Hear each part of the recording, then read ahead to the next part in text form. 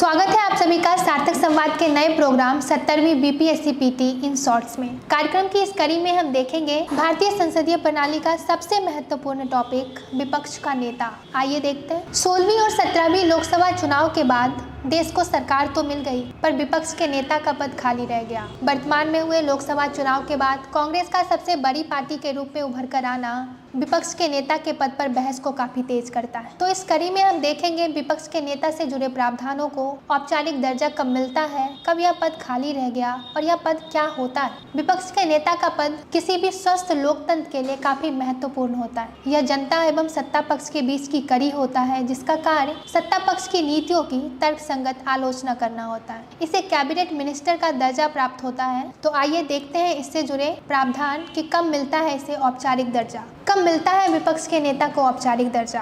तो विपक्ष की उस पार्टी के नेता को जिसने संबंधित सदन के चुनाव में सबसे अधिक मत प्राप्त किया हो, अर्थात 1/10वां भाग मत प्राप्त किया हो उस सदन की सदस्य संख्या का, तो उसे संबंधित सदन के अध्यक्ष और राज्यसभा के मामले में राज्यसभा के सभापति विपक्ष के नेता के तौर पर नियुक्त करते हैं। तो आइए इससे जुड़े प्रावधानों को देखते हैं। इससे जुड़े 3 प्रावधान हैं। मावलंकर नियम 1950, विपक्ष के नेता वेतन और भत्ते अधिनियम 1977 और संसद में मान्यता प्राप्त दलों और समूहों के नेताओं और मुख्य सचेतक अधिनियम 1998। तो इन तीनों को हम बारी बारी से डिटेल में देखेंगे। आइए देखते हैं मावलंकर नियम। मावलंकर नियम जीबी मावलंकर लोकसभा के प्रथम अध्यक्ष थे, जिन्होंने एक नियम प्रतिपादित किया जिसे पार्लियामेंट्री कन्वेंशन के रूप में, मतलब संसदीय अभिसमय के रूप में देखा जाने लगा। इस नियम के अनुसार किसी भी पार्टी, विपक्ष की पार्टी को कोरम सदस्य संख्या प्राप्त करना अनिवार्य कर दिया गया। अर्थात लोकसभा के मामले में कोरम सदस्य संख्या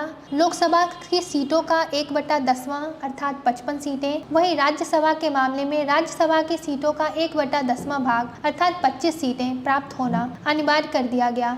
तभी वह दल के रूप में नामांकित होगा, अन्यथा उसे समूह माना जाएगा। तो आइए देखते हैं इससे जुड़े दूसरे प्रावधान को। विपक्ष के नेता वेतन एवं भत्ते अधिनियम 1977 विपक्ष के नेता के पद को वैधानिक दर्जा प्रदान करता है। इसकी धारा 2 को देखें तो यह वेतन और भत्ते के बारे में इसका जिक्र करता है। वहीं विपक्ष के नेता के पद को परिभाषित करते हुए कहता है विरोधी दल की सबसे बड़ी पार्टी का नेता। तो आइए इससे जुड़े तीसरे प्रावधान को हम देखते हैं। संसद में मान्यता प्राप्त दलों और समूहों के नेता और मुख्य सचेतक अधिनियम 1998। यह मुख्य रूप से मावलंकर नियम का ही कानूनी रूप है, जिसे कानूनी अमली जामा पहनाया गया इस अधिनियम के द्वारा, जिसमें विपक्षी दल कौन होगा ये बतलाया गया है। अर्थात लोकसभा के मामले में जो पार्टी 55 सीटें 1/10वां भाग लोकसभा के सदस्य संख्या का प्राप्त करती है, उसे विपक्षी दल के रूप में मान्यता प्राप्त होगी। अर्थात संबंधित सदन के कोरम सदस्य संख्या प्राप्त करने वाले दल को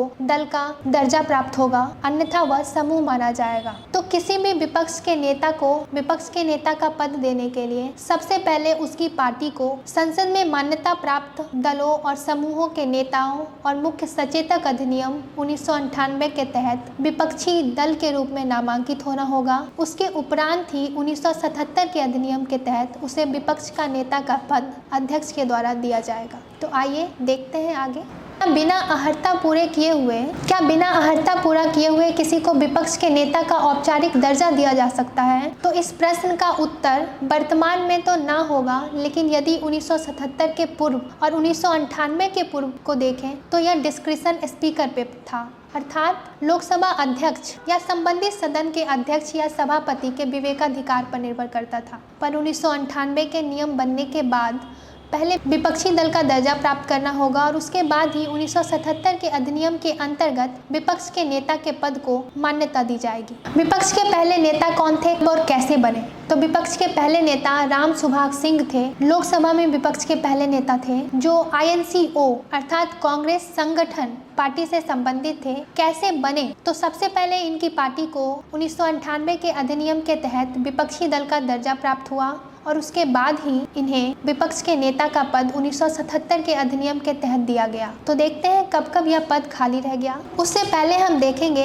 कि विपक्ष के नेता का कार्य क्या क्या है। तो जैसा कि हमने देखा, सत्ता पक्ष की नीतियों की तर्कसंगत आलोचना करना है, मानवाधिकार आयोग, लोकपाल, लोकायुक्त, सूचना का अधिकार जो सूचना आयोग है, इन सभी के सदस्यों के सिलेक्शन कमेटी अर्थात निर्वाचन कमेटी निर्वाचन समिति में एक अहम रोल अदा करता है। तो आइए देखते हैं यह पद खाली कब रहा। 1952 से 69 तक यानी पहली, दूसरी और तीसरी लोकसभा चुनाव के बाद देश को सरकारें मिली, पर पद विपक्ष के नेता का पद खाली रह गया। वही 1980 से 84 के बीच भी यह पद खाली रहा, पर वर्तमान में देखें तो 16वीं लोकसभा चुनाव और 17वीं लोकसभा चुनाव के बाद यह पद खाली रह गया। वर्तमान में देश को विपक्ष का नेता मिलने वाला है, तो देखते हैं, हम देखेंगे आगे कि विपक्ष का नेता का दर्जा किन्हें मिलता है, कांग्रेस की पार्टी किसे अपना नेता चूज करती है। जब अवसर हो अपार तो क्यों करना इंतजार। सार्थक संवाद लेकर आया है आपके लिए आपके शहर में 70वीं BPSC PT target batch. Registration open है, रजिस्ट्रेशन कराना ना भूलें। अब आप सोच रहे होंगे कि हमारे इस प्रोग्राम की विशेषता क्या है, तो हमने देखा है बीपीएससी पीटी का पैटर्न दिन प्रतिदिन बदलता चला जा रहा है। इसका यूपीएससी के काफी करीब चला जाना ही हमारी एक विशेषताओं में से एक विशेषता है।